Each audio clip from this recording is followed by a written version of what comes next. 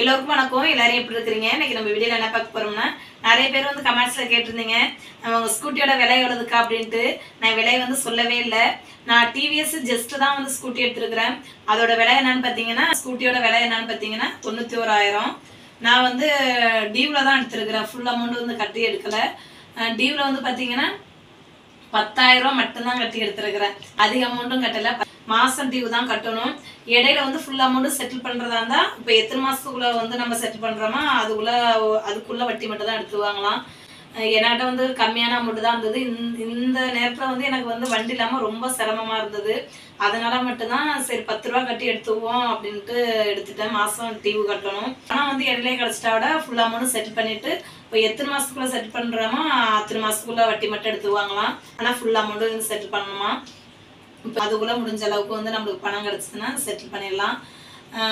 அப்புறம் வந்து பார்த்தீங்கன்னா இந்த ஸ்கூட்டி இல்லாமல் வந்து எனக்கு ரொம்பவே கஷ்டமாக இருந்தது. இப்போ எங்கள் வீட்டுக்காரவங்க ஊரில் இருந்தாங்கன்னா எனக்கு பிரச்சனை கிடையாது. எதுக்கும் எமர்ஜென்ஸாக போகணுன்னா அழைச்சிட்டு போயிடுவாங்க. இப்போ வேறு ஏதோ ரீசெண்டாக நான் வாட்டார் இப்போ வீட்டு வேலை ஆரம்பிக்கணும். எங்களுக்கு வந்து பார்த்திங்கன்னா வாட்டார் போகிறதுக்கு வந்து டைம் படி தான் பஸ் இருக்குது. வாட்டாரில் வந்து என்னென்ன ஒரு பஸ்ஸு போட்டிருக்குன்னா நானூறு, பைங்காட்டூர், வேதபுரம், தேவதானம் அப்படிங்கிறது ஒரு 4 பஸ் வரும். அந்த பஸ்ஸில் தான் நாங்கள் போகணும். அது அந்த 4 பஸ்ஸு போர்டு போட்டு வரல அந்த பஸ்ஸில் எதுலனாலும் ஏறி போகலாம். ஆனால் எல்லா பஸ்ஸுமே வாட்டார் வழியாக தான் போகும். அதேமாரி வந்து பார்த்தீங்கன்னா இப்போ 9:30 மணிக்கு பஸ் வருதுன்னா அதுக்கப்புறம் 11:30 மணிக்கு, அப்புறம் 12:30க்கு, அப்புறம் 2:30க்கு, இதேமாரி டைமிங் படி தான் இருக்குது. நம்ம எமர்ஜென்ஸாக இப்போ வீட்டு வேலை ஆரம்பிக்கிறோம்னா கரெக்டான டயத்துக்கு போக முடியாது. இப்போ நேரத்தோட பிள்ளைங்களுக்கு சமைச்சு கொடுத்துட்டு கரெக்டான டயத்துக்கு போக முடியாது. அதுக்காக ரொம்ப யூஸ்ஃபுல்லாக இருக்குங்கிறதுக்காக தான் ஸ்கூட்டி எடுத்தேன். அப்புறம் வந்து பார்த்தீங்கன்னா எமர்ஜென்ஸாக இப்போ பக்கத்தில் ஜிஹெச் இருக்குது. இப்போ கூட ரீசெண்டாக சகாஸ் வந்து வயிற்று வலி, நான் வாட்டார் வேலைக்கு போயிட்டு வந்தால் பிள்ளைக்கு வயிற்று வலி தாங்க முடியல.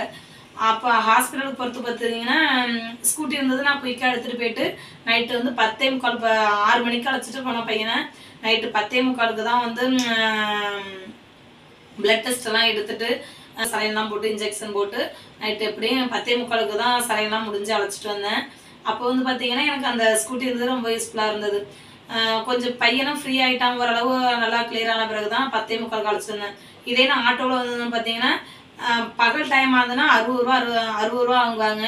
நைட் டைமாக இருக்கிறதுனால வந்து பார்த்தீங்கன்னா 80 ரூபாய்க்கு குறைஞ்சி வாங்க மாட்டாங்க. ஒரு 10 நிமிஷம் கூட ஆகாது நான் இருக்கிற வீட்டிலேருந்து ஜிஹெச்சுக்கு. ஆனால் 80 ரூபாய் 70 ரூபாய்க்கு குறைஞ்சி வாங்க மாட்டாங்க. அதனால எனக்கு ஸ்கூட்டி வந்து ரொம்ப யூஸ்ஃபுல்லாக இருந்தது. அப்புறம் வந்து பார்த்தீங்கன்னா ரீசெண்டாக இப்போ அம்மா அப்பா வந்து அப்பாவுக்கு ஓரளவு நடக்கிறாங்க. இப்போ மறுபடியும் வடூர் போகிறதாவே இருக்கிறாங்க. நான் சொல்லிட்டேன், கேட்கல. நான் போயிட்டு இருக்கிறேம்மா, நான் போய் வேலை பார்த்துக்கிட்டு இருக்கிறேன், அப்பா ரெஸ்ட் எடுக்கணும்னு சொல்லியிருக்கிறாங்க. இந்த ரூமுக்குள்ளே இருக்கிறது அவங்களுக்கு ஒரு மாதிரியாக இருக்குது. அங்கே நல்லா இயற்கையான இடத்துல இருந்துட்டு நல்லா தரையும் கொஞ்சம் மண்ணு தரையாக இருக்குது. இது நடக்கிறதுக்கு கொஞ்சம் வலுக்கிற மாதிரி இருக்குது.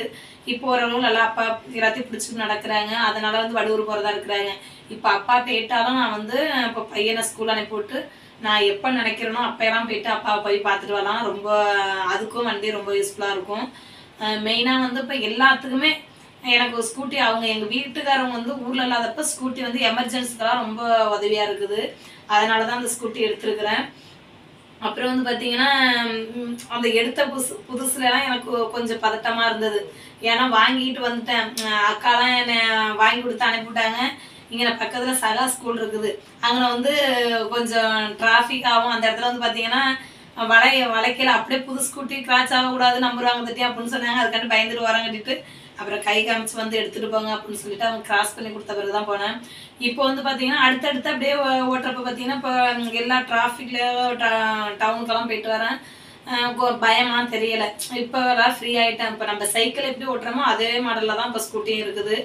அந்த பயம் பதட்டம் எதுவுமே கிடையாது. எல்லாமே கரெக்டாக பர்ஃபெக்டாக ஓட்டிகிட்டு போகிறேன்.